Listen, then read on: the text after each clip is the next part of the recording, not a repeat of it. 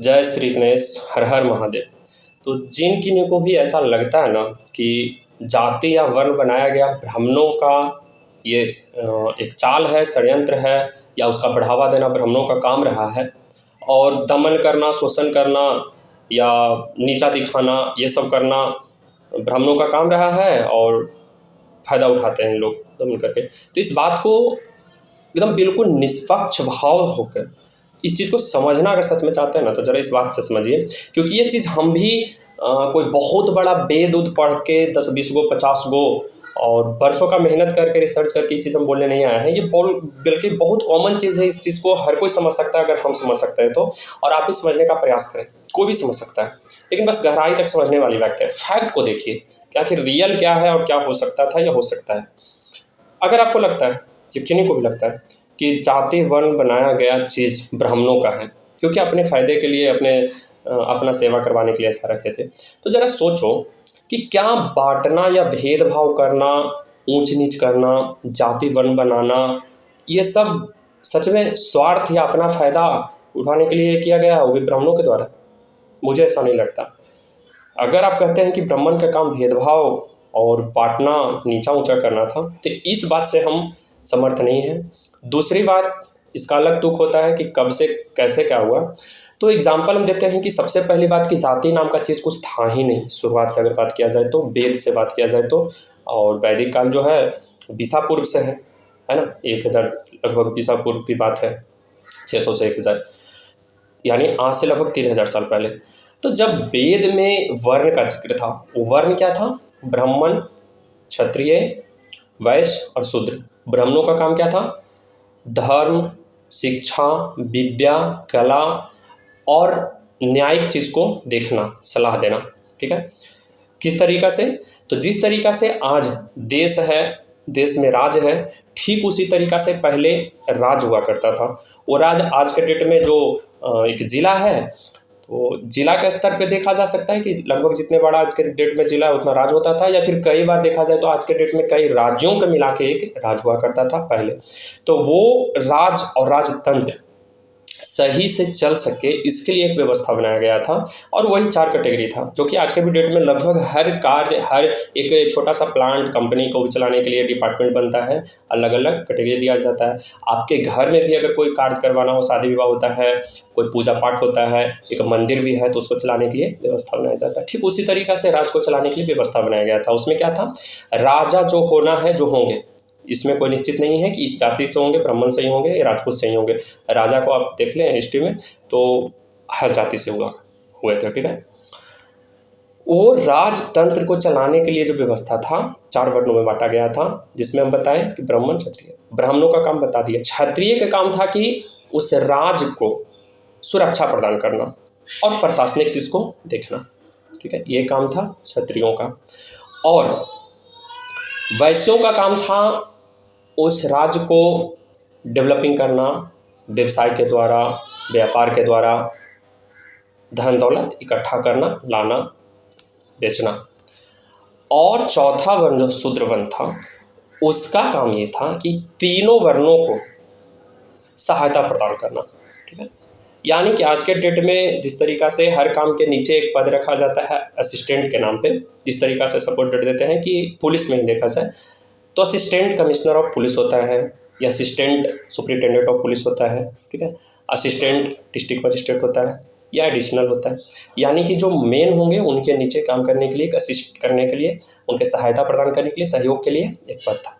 Suppose date अगर राज में अगर युद्ध छिड़ गया है, तो जब क्षत्रिय लोग युद्ध कर रहे होंगे तो उस दरमियान उनको सहायता प्रदान करना था। जैसे कि क्षत्रिय लोग तो लगातार भाला गड़ासा या जो भी उस समय शस्त्र अस्त्र था वो चलाने में व्यस्त थे, तो उनको अगर कोई सामान घट रहा हो तो वो चीज़ ले जाकर फटफट पहुंचाते थे। ये काम था शूद्रों का। युद्ध में प्यासे को पानी पिलाना काम था शूद्रों का। इसी तरीक़ा से तीनों वर्णों को, जैसे कि व्यवसाय में ही अगर कोई सहायता पड़ी किसी आदमी को, तो वो फटाक से ये जाते थे और उनका सहायता प्रदान करते थे। ये सिर्फ काम था शूद्रों का। शूद्र का मतलब ये जो हो गया कि पानी नहीं पीने देंगे तो ऊंचे पे नहीं बैठने देंगे, बराबरी में बैठने नहीं देंगे, तो सटने से ज़मीन छुआता है तो वो होता है। ये सारे चीज़ जो है ना, ये ढकोसलावादी है, पाखंड है, और ये गलत है। और ये जो गलत है ये भी ब्राह्मणों के द्वारा नहीं किया गया। सबसे पहली बात, अभी जो कैटेगरी देखते हैं जिसके अंतर्गत आप भी हैं, हम भी हैं, सारे लोग आते हैं, वर्ण छोड़िए, जाति, उपजाति, सैकड़ों आते हैं भारत में जिस संविधान के अंदर। ये संविधान में जाति किस आधार पे है? जनरल यानी कि यूआर लिखा रहता है कई जगह, यानी अनरिजर्व।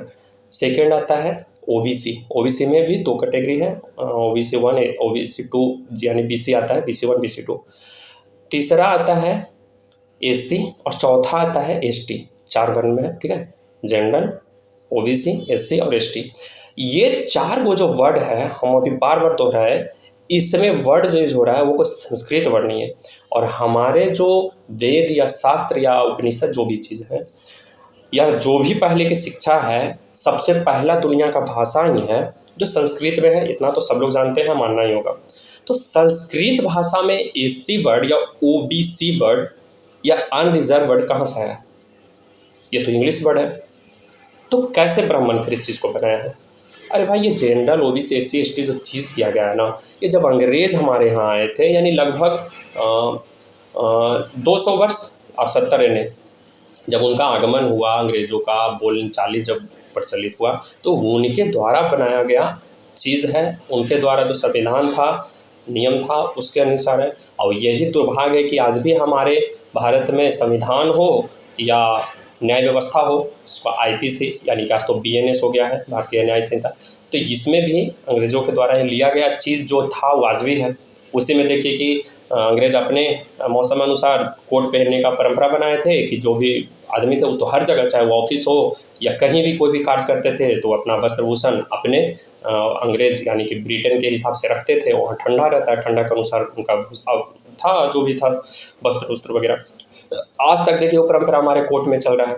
आप चाहे गर्मी में हो, बरसात में हो, ठंडा में हो, आपको ब्लैक कलर के मोटा सा, वो भी ब्लैक कलर के, एकदम समझिए कि ब्लैक ऐसी गर्मी का उष्मा का होता है, उसके बाद वही ड्रेस पहन के आपको जाना होता है।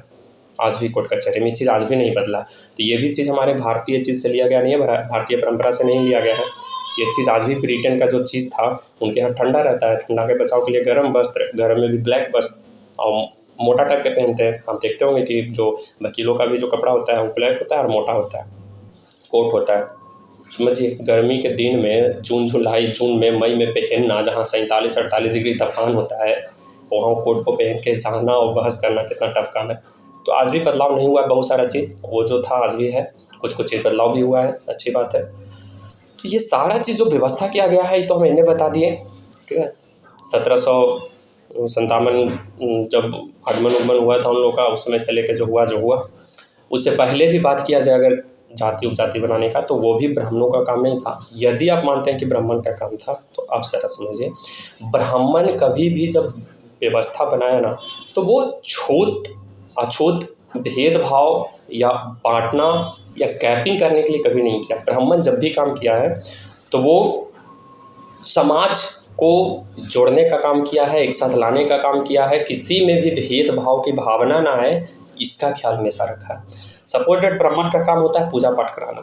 यदि आप एक छोटा सा पूजा सत्यनारायण स्वामी का भी करते हैं ना, तो जरा सोचिए इस चीज़ को गहराई से कि सत्यनारायण स्वामी के पूजा में जो आप जितने भी सामग्री मंगवाते हैं ना, वो आपके समाज के हर वर्ग से लिया जाता है। अगर जाति या उपजाति की बात किया जाए तो, आज के डेट की बात किया जाए तो 100-200 साल के।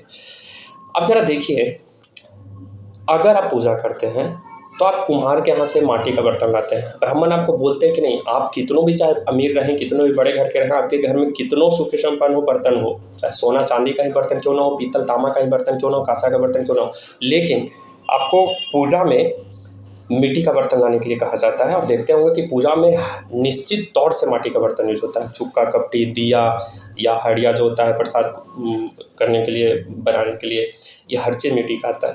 वो मिट्टी का बर्तन कोई व्यक्ति अपने घर में ना बनाता है ना बना सकता है। ये मिट्टी का बर्तन जब भी आप लाते हैं तो कुम्हार के यहाँ से।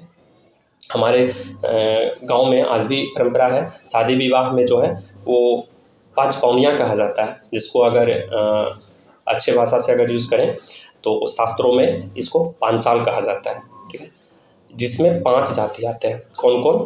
तो कुम्हार, ठीक है, बढ़ई, लोहार, सोनार और एक आते हैं वास्तुकार। जिसमें शिल्पकार भी आते हैं। वास्तुकार यानी कि जो घर और घर के डिज़ाइन वगैरह जो बनाते हैं, मंदिरों का घर डिज़ाइन बनाते हैं। शिल्पकार में आ गए जो मूर्ति वगैरह बनाते हैं, चाहे वो मूर्ति पत्थर का हो, तांबे का हो, स्टील का हो। तो ये पंचपाल आते थे। ये व्यवस्था जो है ना वो विश्वकर्मा पूजा से जुड़ा हुआ चीज़ है। ये जो पंचाल हो उसमें 5 जातियाँ जो आती है, इसी के लिए और इन्हीं के द्वारा विश्वकर्मा पूजा मनाया जाता है और इन्हीं के लिए बना है। इसीलिए इनको भी कई जगह विश्वकर्मा समुदाय कहा जाता है। क्योंकि आप विश्वकर्मा भगवान का अगर तस्वीर भी देखते होंगे तो उसमें देखते होंगे आप कि इसमें सिर्फ नापने, जोखने, काटने से संबंधित ही चीज़ें होती हैं। यानी कि जो हम पंचाल जात बताया अभी, बढ़ई, सोनार, लोहार, कुम्हार और एक शिल्पकार, ये 5 जाति से ही संबंधित जितने भी चीज़ हैं वो विश्वकर्मा जी के हाथ में होते होंगे, आप गौर कर लीजिएगा। यानी कि विश्वकर्मा पूजा है ही सिर्फ इन लोगों के लिए, इन लोगों के लिए द्वारा बनाया गया है। अब बहुत लोग कहेंगे कि जब इन लोगों के लिए है और हिंदू धर्म से रिलेटेड है तो फिर माह से कैसे है 17 सितंबर, है ना। तो इस 17 सितंबर से उसका मतलब नहीं है, वो भी पूजा हमारे हिंदू धर्म के कैलेंडर के अनुसार ही है, जो कि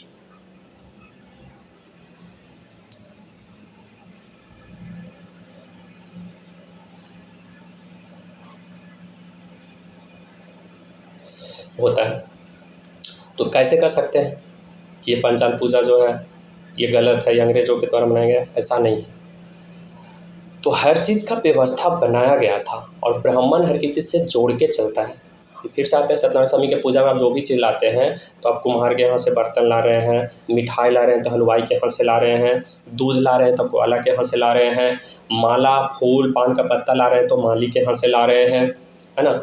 आपके पूजा के सारा सामग्री जो इकट्ठा करने वाला काम करते हैं वो नाई जात से, नाव या ठाकुर जिसको कहते हैं नौआ, वो करते हैं, है ना। तो हर चीज़ हर जाति को दिया गया था और यहाँ ऊंच और नीच कह के नहीं दिया गया था। यदि ऊंच नीच रहता तो एक पूजा में फिर सारी सामग्री को कैसे लगा सकता है, वो प्रसाद, वो पूजा पाठ का हर सामग्री फिर ब्राह्मण कैसे छू रहा था। एक जजमान या राजा के यहाँ जब पूजा होता था तो कैसे छू सकता है? यदि ऊंच नीच का भावना था फिर तो उसके हाथ से कोई भी चीज़ इकट्ठा ही नहीं करता, नहीं लाना था। लेकिन क्या ऐसा है, कभी हुआ था? पूजा में जो हम व्यवस्था बनाए इसमें से कितना झूठ या बढ़ा चढ़ा के बोला गया चीज़ आप खुद बताइए। जो हम बताए ठीक उसी ढंग से सारा कुछ होते आया है कि नहीं, होता है कि नहीं। तो कभी भी छुआछूत या भेदभाव का भावना समाज में ब्राह्मणों द्वारा लाया नहीं गया है। ब्राह्मण हमेशा जोड़ने का काम किया है। यहाँ तक कि जो भी ब्राह्मण जजमान वृत्ति करते हैं या करते थे उनके लिए भी शास्त्र में एक नियम है कि वो ब्राह्मण दक्षिणा लेना तो दूर की बात, पूजा के बाद उस जजमान के यहाँ पानी तक नहीं पिएंगे। ये जजमान प्रीति का असली मतलब था। सिर्फ समाज में हर कोई का विकास हो, हर कोई को एक भावना से देखा जाए, जुड़ा रहे, हर किसी का कल्याण हो सके, इसका व्यवस्था बनाया था ब्राह्मण। अगर आप हर किसी के यहाँ से हर चीज़ खरीद के लाएंगे तभी तो उसका आर्थिक स्थिति अच्छा होगा ना। हलवाई के यहाँ से मिठाई लाते, कुम्हार के यहाँ से बर्तन लाते, दीपक लाते, तभी तो ना। हर जाति का ध्यान रखा गया था उस समय, चाहे वो कोई भी जाति से आता हो। और ऊंच नीच की भावना से ऐसा किया जा रहा था तो फिर तो कोई किसी का परवाह नहीं करता।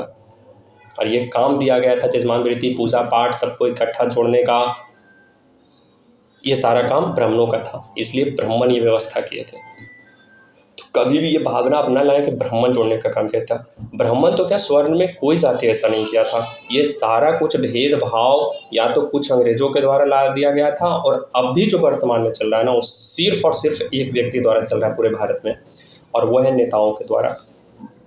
नेता जब तक ऊंच नीच, हिंदू मुस्लिम, ऐसा है तो वैसा है, इसके द्वारा वो शासन किया है, उसके द्वारा वो शासन किया गया है, अगर आप चाहते हैं कि आपको समानता मिले तो आप हमें जिताएं, हमें गद्दी पे बैठाएं, इसके लिए ये सब भावना आपके दिमाग में डाला जाता है सिर्फ। वास्तव में तो आप भी देख लेते हैं, जब आपको ये कह के वोट लेता है वो कि आपके द्वारा हमेशा मतलब ऊंचे जातियों के द्वारा आपको दबाया गया है, नीचा रखा गया है, शिक्षा से वर्जित किया गया है, तो आपको लगता है कि बात तो सही है। लेकिन वो अपना क्या निकालता है इसका रिजल्ट कि इसके बदले आप हमें वोट दें ताकि हम आपको बैलेंस करें। तो 70 वर्ष से व्यवस्था है, कानून में सारा चीज़ बना हुआ, एक्ट भी, ओबीसी भी आयोग है, SC ST आयोग है, महिला आयोग है।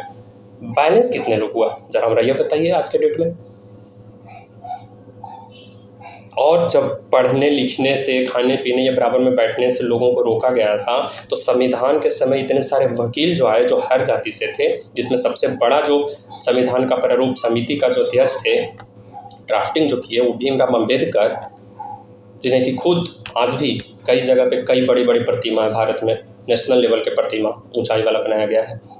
आज भी रविदास जाति के लोग उन्हें भगवान के तौर पे पूजते हैं। ज़रा ये बताइए कि ये उतने बड़े व्यक्ति जो बने वो इसी भारत से थे, इसी भारत में बने, या कहीं और से आके उस जाति का ये व्यवस्था भारत में किए?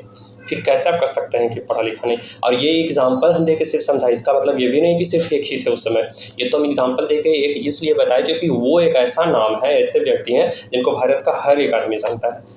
नहीं तो भारतीय के जो स्वतंत्रता संग्राम है ना, इसमें कई जातियाँ थी, लाखों लोग मरे थे, लाखों का करोड़ों लोग इस क्रांति में भाग लिए थे और हर जाति से लिए थे।